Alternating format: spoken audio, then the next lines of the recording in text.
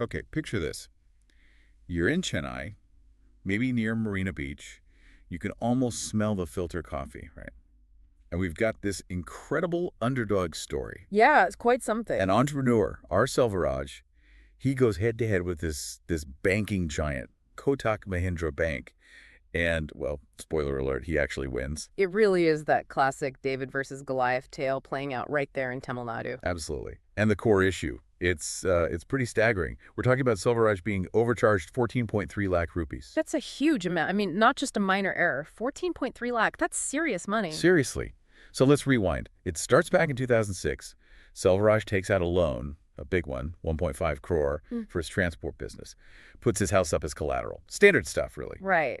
And then just a year later, 2007, he's doing well enough, decides, okay, let's pay this thing off early, pre-close the loan. Yeah, so he gets a demand draft that's a super secure payment, right, for 1.7 crore. Walks into the bank, hands it over. Thinking, okay, job done, loan settled. Simple. Exactly. You'd think that's the end of it. But that's just where this whole saga, this fight that goes on for over a decade, actually kicks off. A whole decade. Wow. Yeah. So today, we're going deep. We want to unpack how this even happened. What does it tell us about how some banks might operate? And crucially, what can we all learn from Selvaraj's fight? How can people protect themselves? Definitely. Because there are some twists here that are genuinely surprising. So Selvaraj hands over the 1.7 crore draft to close his 1.5 crore loan. Really? Like you said, he expected it to be clean, Sort straightforward. of reasonable expectation. Paying off a big loan like that should be a moment of relief. Accomplishment? Totally. You figure accounts closed, move on. Mm-hmm. But then maybe a few months pass, and Selvaraj's auditor, and honestly, hats off to this auditor, is going through the paperwork meticulously. Good thing you did. Oh, yeah, because that's when the red flag goes up. Boom. A 14.3 lakh overcharge just sitting there in the numbers. And let's just pause on that number again. 14.3 lakh. I mean, think about what that buys you. A decent car. University fees for a child. Easily. Or for his business. That's maybe another truck for his transport fleet, right? More jobs, maybe. It's a significant chunk of capital. Absolutely. It's not trivial. So naturally, Selvaraj does the logical thing.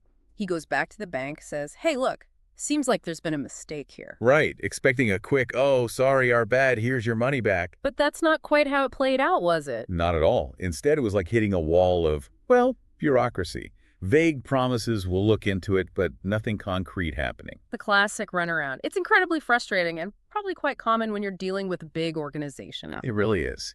And months are ticking by, turning into years, and that 14.3 lakh still with the bank, not with Selvaraj. Which really highlights, the power dynamic. It's tough for one person to fight a big bank, even when the error seems pretty obvious. So what next? He decides to escalate. He goes to the Reserve Bank of India's ombudsman. Okay, the banking regulator's complaint system. That makes sense. That's what it's there for, right? To help resolve these kinds of disputes. You think so? But here's another twist. His appeal gets shot down. Why? Because he apparently missed the deadline for filing the complaint. Wait, seriously? The bank has his money, clearly overcharged him, but he can't even complain officially because of a deadline. That's what happened. It feels pretty unfair, like the system isn't really protecting the customer in that scenario. Yeah, that raises some serious questions about whether those kinds of strict time limits are always fair, especially when there's proof of a big mistake. But Selvaraj, he wasn't giving up. Okay, so the ombudsman route is closed. Fast forward to 2018. Now we're over 10 years after the overcharge first happened. 10 years. Wow, his persistence is incredible. It really is. So in 2018, he tries a completely different tactic. He goes to the police. Okay, so moving from banking regulation to law enforcement, that's a big step. Huge step. The case gets picked up by the Central Crime Branch, specifically their bank fraud wing. And apparently, they dug into this with real determination, like really persistent. And that's interesting because a police investigation can uncover things that might not surface through just, banking channels or civil complaints. Exactly. They weren't just looking at it as a simple mistake anymore. Their investigation started pointing towards something more deliberate. What did they find? Well, according to the reports, the CCB found evidence suggesting Kotak Mahindra Bank was allegedly using two different sets of account statements. Two sets. How does that work? So imagine there's a customer copy, the statement you or I might get. but it was apparently kind of vague on the settlement details. Then there was an internal accounts copy, which the bank kept, that had all the detailed calculations. Ah, I see. So the customer version didn't show the full workings. That seems to be the allegation. Hmm. And this alleged system, the police suggested, might have allowed the bank to funnel the extra money like Selvaraj's 14.3 lakh into its own profit account. Okay, so that shifts it from being potentially an accident to something that looks potentially quite calculated. Precisely. And it gets bigger. The police apparently found documents suggesting this wasn't just about Selvaraj. There could have been hundreds of other customers affected in a similar way. Hundreds. So Selvaraj's case might just be scratching the surface, the tip of the iceberg, really. It could be. Based on all this, the CCB went ahead and filed a formal charge sheet against the bank itself and also against 6 employees. And the charges? Serious ones. Criminal breach of trust and falsification of accounts. That shows the police believed there was, intentional wrongdoing. Those are heavy charges indeed. So the case goes to court. Yep, the Chief Metropolitan Magistrate Court in Egmore, Chennai. And finally, after all these years, on April 18th, 2025, we get a verdict. And what was the outcome? Decisive. The court fined Kotak Mahindra Bank 20 lakh rupees. Okay, 20 lakh. How was that broken down? 10 lakh was specifically awarded to Selvaraj as compensation. Finally, some official validation for his long fight.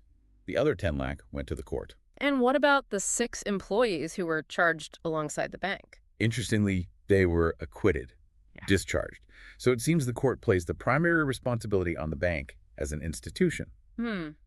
That raises questions about corporate versus individual accountability, but there was another legal issue before this verdict, wasn't there? Something about perjury. Oh, absolutely. Good point. Just a month before this main verdict, in March 2025, the same court found the bank guilty of perjury. Perjury. Lying under oath. Essentially, yes. It related back to 2012, when Selvaraj had taken his case to the Madras High Court. Back then, the bank filed an affidavit, a sworn statement flat out denying they'd collected any excess money from him. But they had collected it. Yes. And what's more, after filing that denial, but while the High Court was looking into it, the bank quietly just refunded the 14.3 lakh to Selvaraj. Whoa, so they denied taking it, then gave it back without admitting anything. Exactly. No apology, no explanation, just return the money. The Egmore court, looking back at this in 2025, clearly saw that 2012 affidavit as false. And they penalized the bank for that? They did. A 1.5 lakh fine for the perjury. And get this, the bank's legal manager at the time, S. Kathikian, actually received a 3-month jail sentence for filing that false statement. A jail sentence, wow.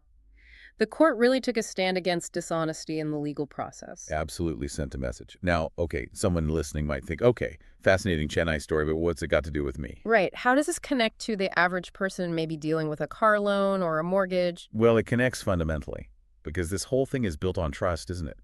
We trust banks to handle our money accurately, transparently, whether it's a huge business loan like Selvaraj's or, just your salary account. Exactly. And this case shows that maybe that trust isn't always rewarded, that vigilance is key for everyone. Yeah, it shines a light on a few things. One, banks are businesses focused on profit, and sometimes that focus might, conflict with the customer's best interest. 2, paperwork matters a lot.